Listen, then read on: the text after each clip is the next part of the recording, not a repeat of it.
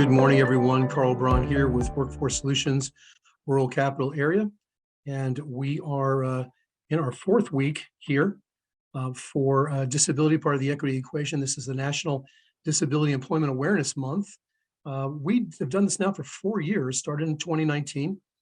And this year we did one on long COVID. We just did one on employee retention for people with disabilities. We've done one on assistive technologies. And today we're going to talk about something a little bit different. We're going to talk about entrepreneurship and entrepreneurial opportunities for people with disabilities. This seminar will conclude our NDEAM celebration for 2022. I want to thank all of you for joining us this year and for helping us make this a huge success. We're very thrilled that you chose to join us for 45 minutes here on a Thursday morning for the month of October. My name again, Carl Braun, the Manager of Business Services for Workforce Solutions Rural Capital Area. Been there almost 4 years. And I have a team of folks that are 8 of us, 9 of us in total. And we cover the 9 counties that surround Travis County and give business services, offer solutions and so on for employers for about 17,000 businesses. It's a great job, a lot of fun, and I've got a terrific team. Brian Hernandez, our chief storyteller at our board, and he is with us here today as well. And again, thank you so much. We're going to move right along here and start off with some of the statistics. So it may surprise you to know that 1 out of every 4, about 26% of 61 million Americans, that is, live with a disability. It's 1 billion people worldwide. So that's a huge number. It's the largest minority in the world and the largest minority in the United States. This means that at any given time, we've got up to about 1/4 of the workforce who could have a disclosed or undisclosed disability in the workforce. COVID is actually ADA qualified, long COVID is, as a disability. So our numbers are going up quite fast. And so some people, the thing is that not everyone discloses a disability. I have 2 disabilities. I don't disclose them because they don't impact how I can or cannot do my job. And so, but that's not the case with everyone. And some folks need assistive technology. Some folks need some accommodations. And so it's when you're looking around you at the workplace, there could be somebody sitting right next to you that has disability and you don't even know it. Working for a company that is not working for yourself is not the only option. In fact, many people with disabilities, with the help of their family members, decide to start their own companies, their own small businesses. Some of them have, in fact, turned into global enterprises. And so here's just a few of them. Now, last year, when we had our 4th week, we celebrated Nolan Stillwell's birthday. And Rachel went out to meet with Nolan, his mom, and his team at the Sweet Heat Jam Company right here in Leander. All the people that work with and for Nolan are people with disabilities. Biddy and Bo's Coffee Stars, a little coffee shop in South Carolina. And now they have 22 locations. If you go up to Waco, and you find yourself in Waco any day, look them up, go on over and visit with them. There's soon to be one in Austin, San Antonio, and Houston. And all employees, except for the managers, mostly the general managers, are people with disabilities. And then there's John's Crazy Socks. I'm kind of a big fan of John's. Wearing my John's Crazy Socks right now. I'm a customer. I'm a monthly subscriber. It's about $13 a month, which may sound like a lot of money for socks, but they're personally designed by John. And I have my Taco Tuesday, even though it's Thursday, I have my Taco Tuesday socks on today. He puts out some pretty wild designs, and it's a real fun organization to do business with and to work with. There are many thousands of companies in the U.S. that are managed or owned by people with disabilities. In fact, Forbes says there's about 700,000 self-employed individuals that have disabilities. That's a pretty big number, but if you go to streetinsider.com, they say the number is more like 1.8 million, with 800,000 or so who are underemployed. And these are people that are working on piecework type jobs. They're people that are doing, they might be making small things in a local factory that specifically just employs people with disabilities, but the pay rate is astoundingly low. It's only $3.34 an hour to $7.25 an hour, which is one of the many reasons, I think, why only 19% of people with disabilities are employed in the US, while 66% of people without disabilities are employed. And there's a lot of reasons for that. We're going to talk about some of those. If you're a member of Minority Group, the news is even dimmer. It's estimated that we lose about $1.9 trillion annually in GDP as a result of not employing or excluding people with disabilities in the workplace. That number is just off the charts. And the fact is that a lot of companies are excluding people with disabilities and don't even realizing it by not providing accommodations or accessible technologies and so on. About 70% of the people with disabilities want to work. They could become entrepreneurs, but they have lack of access to capital. And they have, the potential entrepreneurs need resources just like everybody else does. Need resources, assets, support in order to take their ideas to becoming real businesses. Something that you can touch, the Sweet Heat Jams and the John's Crazy Socks and the Biddy and Bows of the world. There's so many of them, but they need some assistance like everybody else. I've run many businesses in my career, and I couldn't have done it without the assistance of people who have gone before me that can show me, how not to make as many mistakes as I did. And so there's a group that's been put together by Richard Branson, as well as all the sharks on Shark Tank. Now, I like Shark Tank. I think it's a pretty funny show, and there's a lot. John's Crazy Socks got their fame on Shark Tank, and so. One of the things about all of the sharks on Shark Tank is every one of them has a disability, and yet they're wildly successful. We're going to talk a little bit more about that in just a few minutes. These folks, along with Richard Branson, he is Virgin Atlantic Airlines, Sir Richard Branson, I should have put on there. He is a knight, and they put together a workbook for people with disabilities that want to start their own businesses. The link is there at the bottom, but I've also put it in chat. So if you go into chat, you can copy that link. It is really an incredible resource for anyone who wants to start a business, but especially for someone who has a disability. The barriers we spoke about just a few minutes ago, they can take the form of all kinds of things. They can be lack of accommodations, discrimination in the workplace. I was in the HEB the other day, and this guy, Tyler, comes up. It's the HEB in Belton. And Tyler comes up, and he's won national awards for his customer service, and he's just amazing.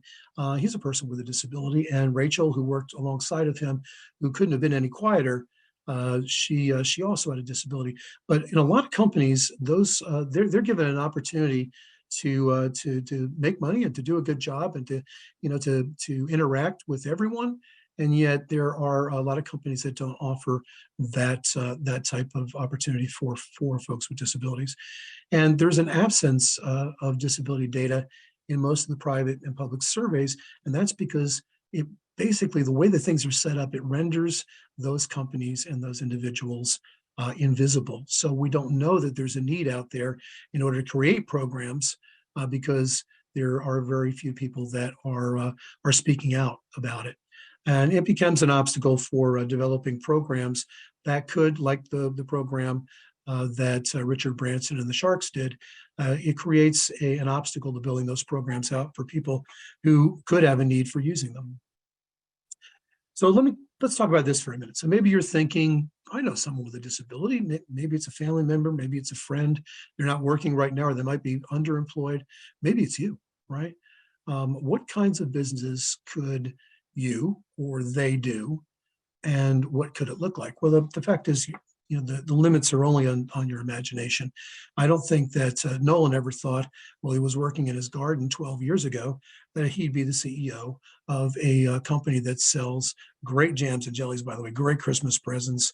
I gave them out last year to staff for Christmas. The flavors are fabulous. Their barbecue sauce is awesome, and you can get it virtually any HEB. And he actually, I think he came in, he was either first place or the grand prize winner for the HEB Small Company of the Year product. And so you can find all kinds of products out there that are made or offered by companies that are owned by people with disabilities or people with disabilities. And so one of the things you might want to consider if you're looking at this is, are you going to be a nonprofit or a not-for-profit. Now, the latter doesn't intend to generate any revenue whatsoever. They're just set up to provide a service or goods and services. And we're going to be talking to a company just like that here in just a little bit on a video that we have for you. A nonprofit tends to make money, but they take out salaries and employee costs and the costs of making their products and everything, and whatever's left over at the end, they donate a portion of that to charity, according to what the 501c3 rules are with the IRS.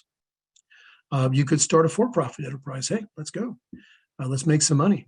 Each depends on what your goals are. And so the question is, what do you want to do? I mean, how do you go about figuring this out, right? You've got all these things running around in your head. You want to start a business, but how do you narrow it down to what is going to be a lot of fun? You know, they say if you really love what you do at work, you never work for a day. And so if you really, really are good at something and you really like to do it, that's where you want to make your partnership with yourself.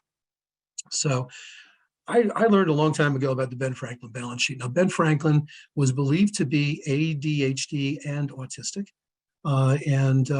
He is, of course, one of the greatest Americans to ever have lived. He was an inventor. He was a statesman, politician. There really wasn't much that old Ben couldn't do.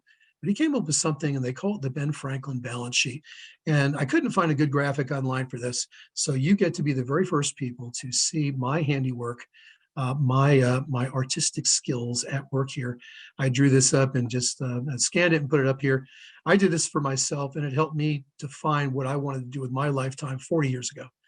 And so what you do is you take a piece of paper, you draw a T across it. On the left, you put things you're really good at, and on the right, you put things that you like to do. And then you start listing them out. You have to put at least 5 of them. What we're going to try and do is match something on the left to something on the right, at least once and maybe twice, to see where you might want to go with your business. And so maybe you're really good at making things. Maybe you make jewelry, right? Small stuff. I mean, I'm not real good, my fumbly fingers, but I'm not real good at making small things. I make very large things and metalworking and woodworking and so on. But maybe you make jewelry, or maybe you like flying kites. Maybe you're good at painting and you love working on cars, or you're a public speaker and you speak about autism or dyslexia at forums in your community. And you also just happen to love predicting the weather. You know, you've got your little weather station at home and you like seeing if you can do it better than the guys on TV can do it. So what you're going to do is you're going to take what you're really good at, you're going to put them in the left-hand side of that column. Then you're going to put the things that you really like to do on the right-hand side, and then try and draw a line between them to find which ones match up. Now, in these samples, you know, your new business idea may be to design and build kites, or start painting, cool murals on cars and trucks, or maybe you're the next TV weather person. I remember many, many years ago, it's probably 30 years ago, there was a gentleman online who was disabled, and he wrote into WOR and he was begging them to let him do the weather. And that turned into a 30-year career for him. And so he was the guy, and everybody loved him, absolutely loved him. And he did a great job on the weather. And maybe you're the next America's TV meteorologist, and you just don't know it yet. There's absolutely nothing you cannot do if you put your mind to it. And it's really important to note that you're only limited by that imagination. You may discover or develop or create or invent the next new adaptive device that can change thousands of lives.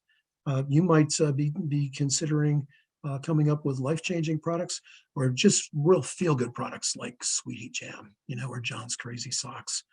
And all of them, you know, those businesses are making really good money, and they're serving their community, and they're employing people with disabilities, and it's all good at the end of the day. And so again, only limited by your imagination. There are a lot of people that are very, very successful. We're just going to talk about a few of them here. That have, they changed the world. I mean, Richard Branson has autism, and Richard Branson has Virgin Atlantic Airways, and he is one of the most successful people in the world, a multi-gazillionaire, and he has been able to change people's lives. And he also has Auticon and some other organizations that work with people who have autism to help them make the most out of their lives as well. You probably know Jamin John. He was the founder of FUBU, For Us, By Us. It was a clothing line that came out it was late 90s, early 2000s. And he's dyslexic and has channeled his disability into a superpower. And extremely successful man, and also one of the toughest guys to get to and to get to invest money in your business on Shark Tank. How about Elon Musk here in the Central Texas area? We all know about Elon. He is the CEO of Tesla. He will be the owner, if not by the end of the day, by tomorrow, he'll be the owner of Twitter. And there's a lot of controversy around all of that. But Elon Musk, the richest man in the world, has autism, and yet he's able to overcome that and succeed where others couldn't even dream of succeeding at the level that he has. I don't know if you've ever seen a video on Nick Fujicic. He was born without arms and legs. Nick is extremely funny. He's a global motivational speaker. The man has become just successful beyond his own imagination. And if you would like to see some of his videos, I would highly recommend it. You can go on YouTube, just type in his name. You'll learn all about him, his family, his kids, his life, his yacht, his island, all the things that he has, all the things that he's built on his own, yet a man who was born without arms and legs. Very inspirational for all of us. And he shares a good ministerial message as well on his videos, which you may find interesting. Get Stephen Hawking now. Stephen passed away here a couple of years ago, but Stephen Hawking had ALS. I can't even pronounce what ALS is, but it's a very debilitating disease. Yet he is thought to be the most brilliant scientist to ever have lived, and right up there with Einstein, and a physicist and scientist and futurist, and was incredible. The only thing that Stephen Hawking could use was his mind. And what did he use that? And then what about Richard Dinklage? Any of you your Game of Thrones fans out there? I'm a super Game of Thrones fan. And he was, what was Targaryen? I can never remember his name in the show. But he is a Shakespearean trained classical actor. He's got a British accent in the films and everything. Oh, Richard Dinklage is a Jersey boy. He's from Mendham, New Jersey, and one of the most successful actors in Hollywood, and a very good one at that. You either love him or you hate him in the show. I just happen to think he was a real kick, and so enjoyed him quite a bit. Some superstars in their businesses come out of a personal need or experience to help someone in their family. Rachel Genzer is our lady on the street, our woman on the street. She's one of our business consultants and our local in-team communications expert, and she's going to introduce you to Buda's Bright Side. And let me go ahead and see what I can do here. I'm going to have to stop sharing this video for a second. Hi, I'm Rachel Genzer with Workforce Solutions Rural Capital Area, and I'm with Christina Trevino at Buda's Bright Side in Buda. So, Christina, tell me, what is Buda's Bright Side? We are a day hab for adults with developmental disabilities, so 18 and up. If you have autism, Down syndrome, cerebral palsy, anything under the developmental disability umbrella, we work with those guys after high school, and that's when life starts, right? That's when you start to figure yourself out. And oftentimes, this community gets kind of fallen through the cracks at that time period. So our job is to help them find a purpose, help them continue education, help them make friends in the community. Yeah. So tell me, how long have you had this place? So the program's been running for about 14 years now. It was previously called Terry's Day Hab. I was looking for a place to have I was fostering an individual at the time, so I was looking for a place that was suitable for him. I stumbled upon this place. Terry Troop was running it then. We both just kind of like exploded together in our ideas and our passion as to what we wanted to see happen for this community, and then it just snowballed into this giant, wonderful, fun monster that we have now. That's awesome. So tell me, like, day to day, what goes on here? So everything is rather routine in here. Everybody likes routine. Routine is part of mental health and just keeping a happy inner peace. And so when they come in, they have their free time activities, so whatever it is that they want to do. So I will offer some manipulative activities for everybody, but a lot of times our guys have been here for years, and so they're super comfortable. So they come in with their lunches, or they'll get on the computer for a while, or some people come in with a morning movie, and so it's like hangout coffee time in the morning, and then we kick off our coffee shop in the morning. It's a development skill, an employment skill that we try to do, because maybe one day we can work at Starbucks or Sweet Cakes for You or something like that. So we want to practice that interaction. When we're doing that, we're practicing speech and then how we handle each other. So they'll make coffee and tea and cocoa for each other in the morning time. Then we jump into a calendar time where we try to make it just feel like sitting at the coffee shop with our friends, like gabbing about like what the weather's like and what are we going to do today and what did you guys do this weekend. We try to make it as comfortable and an adult as possible. Yeah. And then again, we're just trying to develop all skills. We want to help all the way around. So we'll jump into some exercise time. We'll go for a walk. Mm-hmm. When I fostered, that was one thing that I learned because I was a teacher by nature, and so I remember doing this before I fostered and thinking like, why aren't they just getting it right? Like, it's so easy. Like, I've got them from 8 to 4. They do everything right. I don't have any issues. Why are you having issues at home? Well, then I brought him home, and then I was like, okay, so being a mom is way different. Like, this 24-hour-a-day thing is much harder. And the reality is, like, the world doesn't slow down for our skill level and what our pace is. And so I found myself tying his shoes when I knew that he could tie his shoes, but the bank was about to close and we had to go. So I was like, sorry, dude, I'm doing it. And then I was able to see how much our friends aren't able to pick up on hobbies that they like because the world is just making the choices for them. And so that's a big deal to me, is having a lot of free time and space in here for them to develop their likes and their hobbies, and so that it could be on a pace that suits them. So earlier you were talking about like coffee time, how it's helping them develop skills that they might transfer into a job, a workplace. So being that right now it's National Disability Employment Awareness Month, tell me, what would you say to employers if one of your guys decides to go apply at a Starbucks? What would you say to that employer about what these individuals are capable of doing? Yeah. I would say, I've got a jackpot. I've got a room full of people that are going to make you like a ton of money, just because our personalities are just out of this world, blossoming and blooming. The interactions that you get to have with these guys, they're so excited to have volunteer experiences, to have work experiences. You've got a huge window of people who want to work. But I've had moms approach me with that same mind frame, like, hey, nowhere is employing. Can we try this again? Maybe employers will, think a little bit differently about having our guys work there. There's a huge skill set in here. The time frame is different. No, we're not going to work 8 hours a day. But, I mean, you have got a huge community of abled individuals that aren't tapped into the workforce.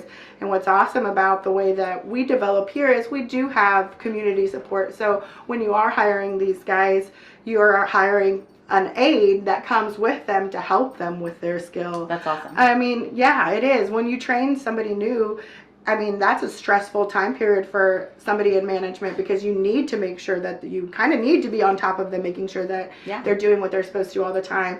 And our friends come with that. They come with somebody training them constantly and making sure that they're able to develop that skill. And again, I mean, it is just brightening up a room. We do bake sales and craft sales, and when we go into places, those like boring offices, I'm sorry, I say boring offices because look around, like my place is like super colorful and like fragrant just as you walk in. But it livens up the place. It like gives it a different energy that you don't get every day, and that is just because these guys are awesome. Yeah, that's awesome. So why don't you show us around? Yeah, what we do so it's a very humble facility, but it's filled with a lot of love and a lot of color. So this is our kitchen space where they do their coffee shop. We roll out their coffee bar, and then there's one barista a day. They all line up. That's awesome. A lot of our friends have goals within their PDP, their personal development plan, and constantly everybody's goal is learning to wait. I mean, patience is a virtue, and they say that because it's hard. It's hard to be patient. And so we kind of try to build it into an active practice, not so much a clinical observance. And so that's why they like line up for their coffee shop and do it in here. We also cook together on Tuesdays, and we go to the library on Thursdays. So Thursday they'll find a cookbook, they'll look through, pick out their recipe that they want to make. We'll go to HEB all together. It's their job to find all the stuff, and HEB in Buda is wonderful. Shout out to HEB because the staff is patient. Even like the patrons know, like we'll pass through and they're like, oh yeah, we forgot it was Monday, because we've taken a big group and we're carrying through those aisles, but it's a goal for everybody to, okay, Jason, find the tomatoes for me, and we might pass by the tomatoes 3 or 4 times and we're gonna get it. Yeah. We're gonna find them. Yeah. So then they're able to cook in here on Tuesdays and have like a family meal together as well. Very cool. So down here we have got an office space, which is nothing exciting. It's always messy. I wish I could say differently. Boys' bathroom, Star Wars theme, because who doesn't love Star Wars? I love that. Back here is our game space. It kind of speaks for itself. And again, these like playrooms or active practice rooms were built so that you can try to make choices for yourself. You can pick hobbies that you like and dislike. So in our free time between the AM and the PM class, we encourage them, okay, who wants to have like a shoot off? Who wants to, this one is the popular one. Yeah. And we've got games and everything for them. And so this is for them to help develop what is your likes and dislikes, because they're so used to teachers plugging it in for them. So this is the fun space. Fun. Yeah. Love it. So we'll come around this way. And this is kind of where the meat of everything happens. So this was built out of need. So what we have in here is a garage that has been busted open and made into their workroom. So our AM and PM activities happen in here. Very cool. And we just make shift. I mean, I've got 34 friends on roll. Half of our friends are at a field trip today. But when we've got all those bodies in there, we just break down the tables, line the wall with the tables, and make do with the space that we have, which is small. But so we come through here. We're doing the morning work.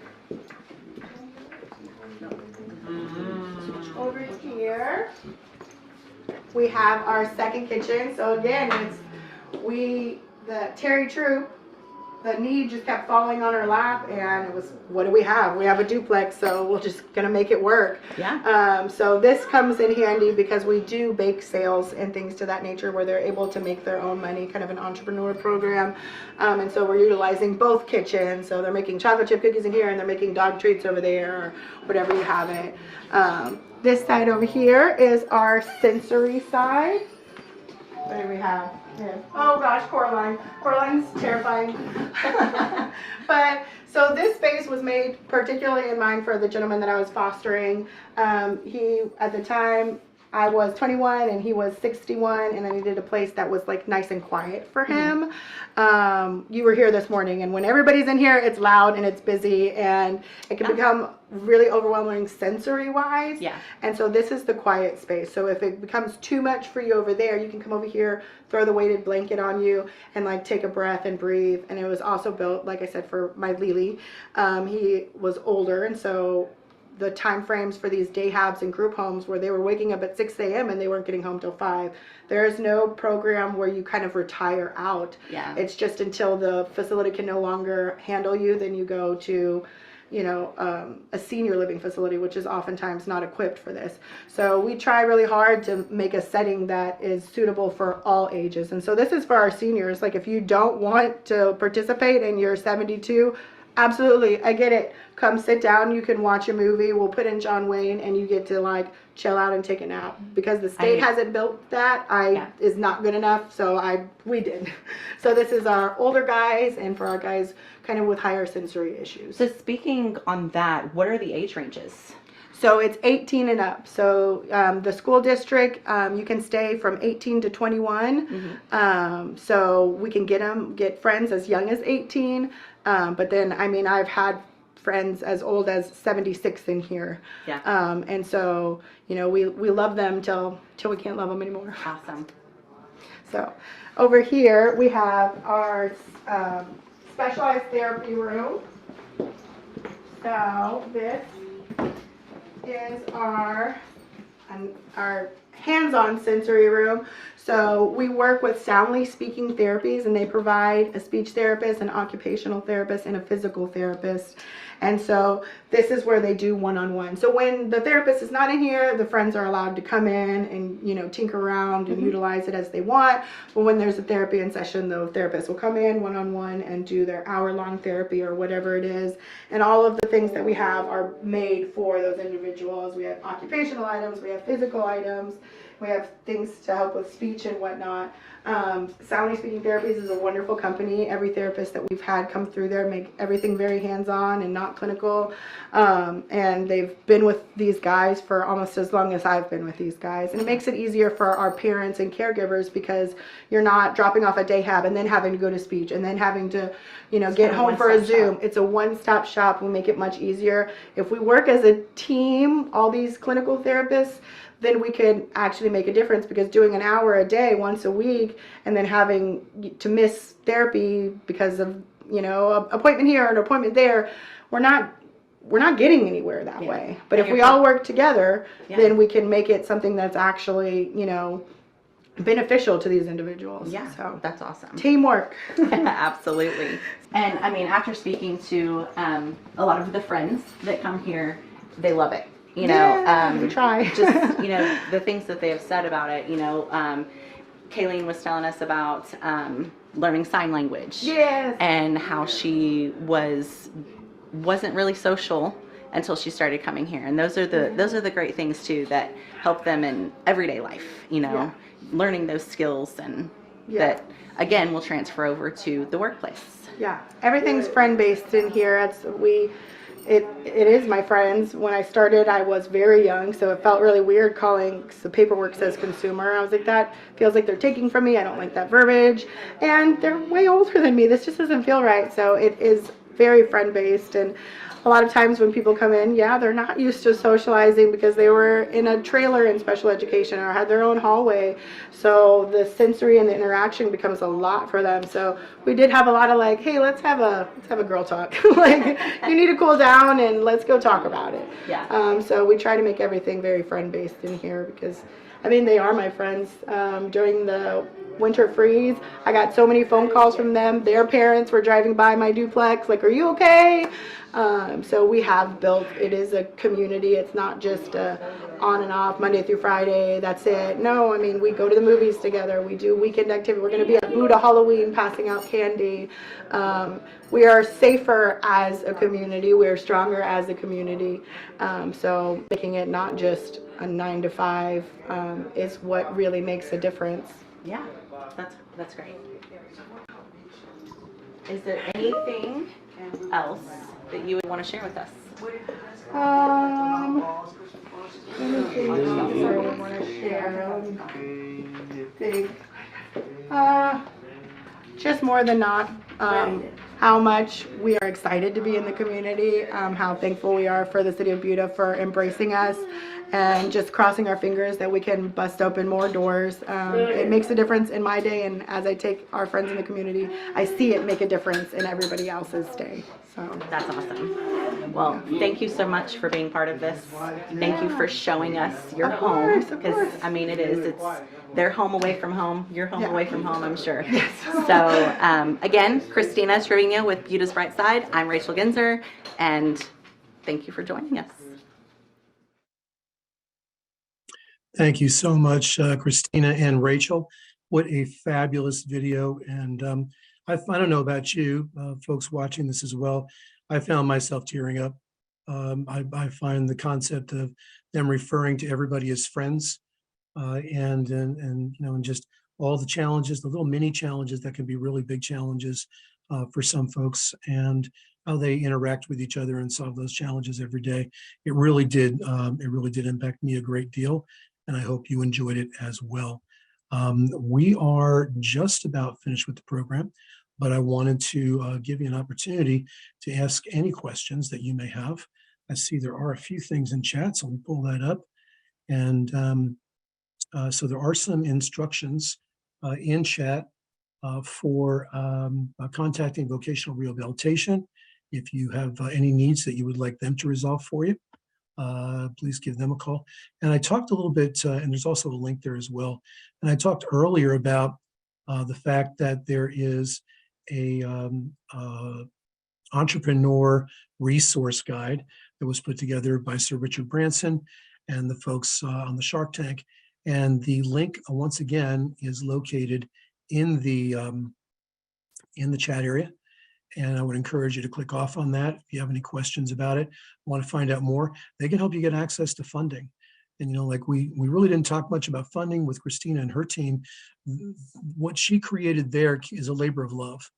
And it turned into a not-for-profit, or a nonprofit rather, business, because obviously they need money to be able to support what they're doing.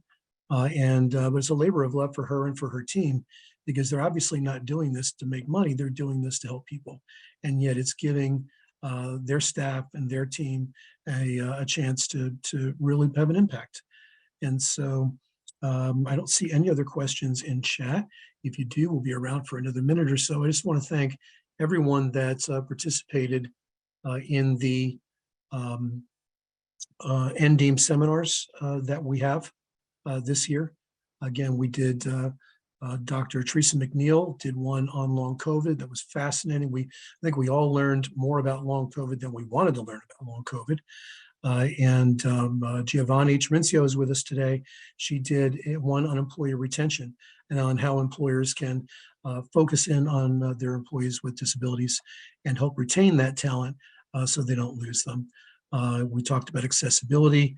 We had Michelle Sumsky from Texas Workforce Commission talk about the different types of technologies that are available, accommodations that can be made. You know, we spoke a little bit about the fact that it doesn't cost a lot of money to accommodate people with disabilities in the workforce. In fact, the average cost is less than $200.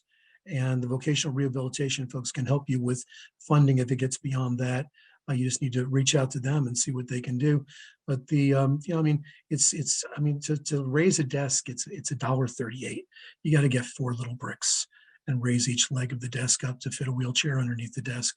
It's simple stuff like that that makes folks with disabilities have a greater work experience, a work-life experience, and those accommodations are available by just, again, using your imagination a little bit and throwing a little bit of Yankee ingenuity in there as well. And so it was a great year. We thank you so much for participating. We'll be doing this again next year, God willing.